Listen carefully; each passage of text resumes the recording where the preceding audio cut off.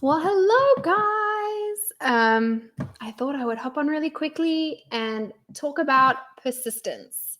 I've also just hopped off an incredible group coaching call, and we kind of, I just this topic was prepared in advance for today, and I just got off this incredible group coaching call. Let me move this closer. Here we go.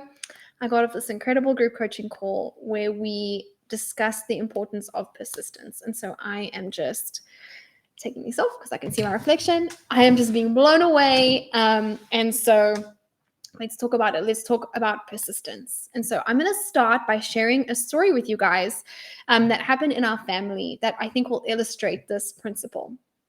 A couple weeks ago, my aunt from San Francisco was in town and she took us fishing, myself and my three kids. She took us fishing, and this is the first time my children have ever been fishing.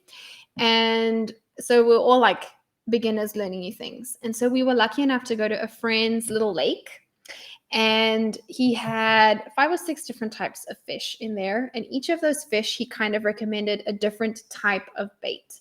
And then he said to us, for this fish is the easiest to catch, and you need to use this bait to catch this fish. These other types of fish are more advanced fishing fish, if that's a thing. And he's like, and you can use these types of fish and these types of techniques, and you need to stand over there to catch those types of fish. And so my daughter, Kayla, she took the guy's advice. She took the bait that he suggested, she stood where he suggested, and she threw her line in the water. And within 5 minutes, she caught her first fish. Within 10 minutes, she had caught 5 fish. Within 15 minutes, we lost count of how many fish she caught because she just kept reeling them in. And her strategy was very simple. Stay in the same place, do what my instructor is telling me to do, use the same bait. So my son had a completely different fishing experience. In the same time that it took Kayla to catch so many fish that we lost count, I think it was between 10 and 15, my son caught 1 fish. And he caught it in the last 5 minutes that we were out at the lake. And this is what happened. First of all, he spent a lot of emotional energy being resentful to his sister for being a successful fisherwoman. And so what he did was he watched her reel her first fish in, and instead of celebrating with her, he got very frustrated. He got extremely angry, and he reeled his line in, took his bait off the hook, added a completely different bait, and he just threw it back in, and then he moved.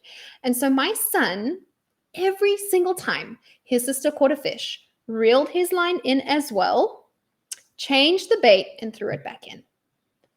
She caught over 15 fish and he caught 1. And here is the thing. Then we had my aunt join the fishing race, and she followed the exact same strategy of my daughter. Right bait, in the right place, and she started reeling in the fish too. But my son kept changing his strategy. He kept looking over at what the other people were doing, at what other people were getting, and he did not believe that what he was doing was enough. And so he kept changing. And so who knows, this is a story I'm making up, at any given moment that he was reeling in his line, he could have been 5 seconds, 10 seconds, 15 seconds away from catching a fish. If he had just stuck with his worm in the lake, left it there until he caught a fish, he probably would have caught as many fish, if not close to that many fish, as what his sister caught. But he kept changing. He kept changing every single time. And just before he caught his first fish, he was like, I'm giving up. This is not for me. I can't catch a fish. I can't do it, And so that is a perfect example of the difference between persistence and giving up too soon.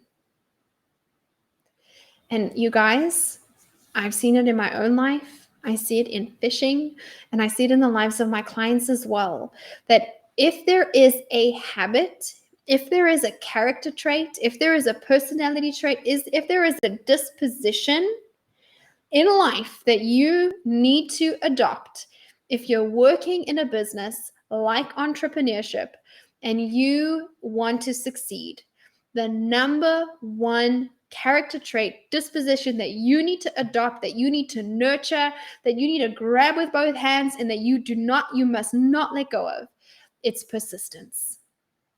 You cannot fall asleep on being determined and persistent. You cannot give up. And you guys, this is Lauren's strategy for life, or how I approach any challenge is I resource myself like crazy. And one of the ways in which I love to resource myself is to study other people who have been successful in the thing that I want to be successful in. And so one of the things that I'm doing at the moment is I'm studying the lives and stories of other successful entrepreneurs of the past, of the present, and people in my circle. And there are two key characteristics. The first is faith or belief, what they believe about themselves and what they believe about their success. This, I think, greatly impacts persistence. So the first thing about them is that they believe that they will be successful eventually, that they will get it eventually. That's the first characteristic that sets them apart from people who don't make it. The second characteristic is that they are persistent. One of my favorite books, most challenging books, most mind-bending books on the subject of success is written by Napoleon Hill, and it's called Think and Grow Rich. We also studied a number of successful entrepreneurs of his time, and he has said that without fail, the key differentiator between people who make it and people who don't make it are whether or not they are persistent or not. It's got nothing to do with intelligence. It's got nothing to do with your start in life. It's got nothing to do with the amount of capital you start off with. It's got nothing to do with your experience. All of that stuff is a part of the formula. But like the non-negotiable ingredient, if you want to be successful in anything, is number one, a belief that you can do it, that you will do it. And second of all, persistence. I personally believe my thesis or hypothesis, I guess, at the moment is I don't think you can be persistent unless you have an unshakable belief in your abilities. And I like to think about it for myself and for the people that I work with is, hey, let's focus on an intentional and intelligent persistence. So if I look at myself, I'm not going to believe that I have every single ingredient necessary to be successful in this moment. I don't believe that I have all the experience I need. I don't believe that I have all the knowledge I need. I don't believe that I have all the wisdom and that I can possibly know the ins and outs of everything I need to know. But what I do have an unshakable belief in, is my ability to learn the things that I need to know. And you can borrow that belief for yourself too. When it comes to persistence, I am learning, and this has been a really hard one for me. I struggle to focus. I do really struggle to be persistent. I do struggle with boredom. I struggle to stay on a particular path for long enough because I need things to be different and novel. And, so persistence is something that I would not say characterizes Lauren. But what I have learned through my studying of other successful people is that it is a non-negotiable ingredient. And so I'm learning that if I just don't give up, and if I adopt an intelligent, intentional persistence, then I can do it, and so can you. And so what is that? What is an intelligent, intentional persistence? It's just being willing to learn, to examine everything that you're doing, to look at what you have done, look at the results or the outcome, and be intentional about what you've learned from that. So here's what a lot of us do, what my son did that day when we went fishing. He threw his bait in. He saw his sister take 5 minutes to catch a fish. And as she pulled that fish out of the water, he started reeling in his in, because he did not examine the situation before he did that. He thought, oh, if I haven't done it by now, then I'm a failure. That was an inaccurate assessment of the situation. He did not once ask the more experienced fishermen with us, hey, is the bait that I'm using wrong? Is the place that I'm standing, what I'm casting out to, could that use some work? He just made a ton of assumptions. He acted on those assumptions, and he did not receive input from anyone. In fact, he was quite adamant about not receiving any input from people, and his results suffered. We choose intelligence. He was persistent. He persistently changed out his bait. He persistently reeled it in whenever his sister caught a fish, which was every 2 minutes. He persistently changed his tactics. But he did not once ask someone wiser, more experienced than him, for their input. He resisted it when we did try to give him input. And he did not think, okay, is this about my bait? Is this about where I'm standing? Because had he sat and asked himself those questions, had he asked people who were wiser, more experienced than him, they would have said, no, you're just not giving yourself enough time. Just leave the line in the water. But he didn't want to. He was not willing to ask those questions. And that's what I mean by an intelligent persistence.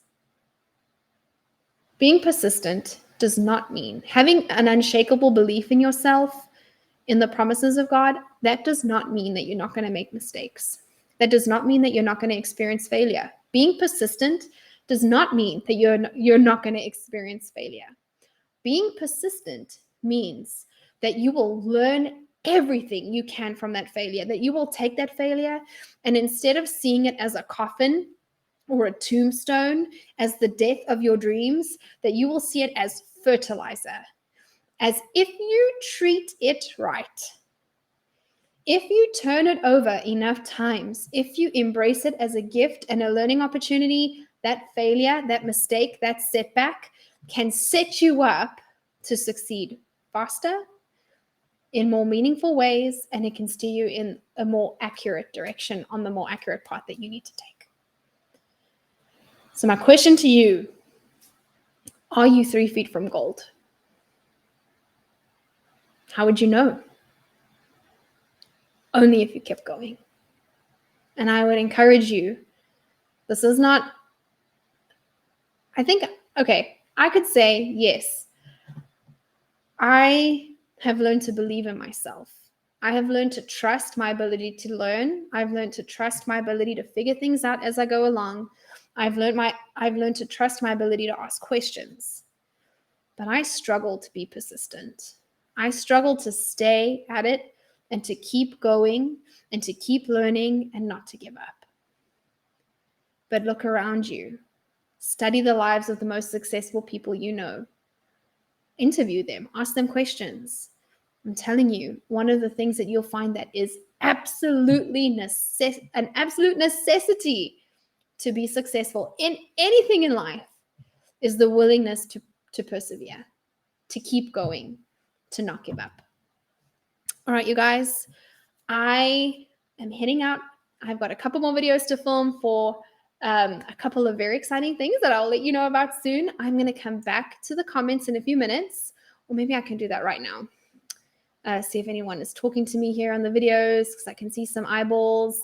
Lydia, hello. Cindy, hello. It's so nice to see you guys. Thank you for joining me today. I am so thankful for you. Cindy's an incredible colleague of mine. Lydia is a good friend. Hi, Annabeth. It's so nice to see you. Thank you for joining me. All right, you guys.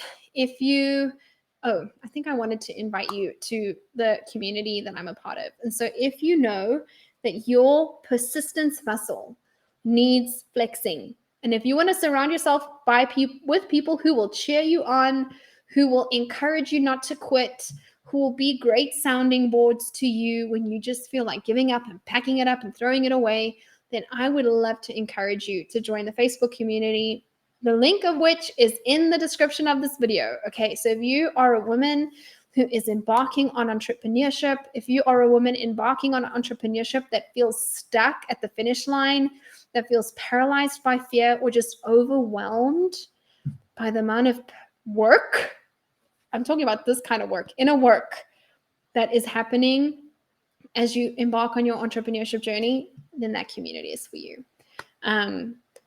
Community and connectedness is the single greatest force we have to counteract the hardships of life.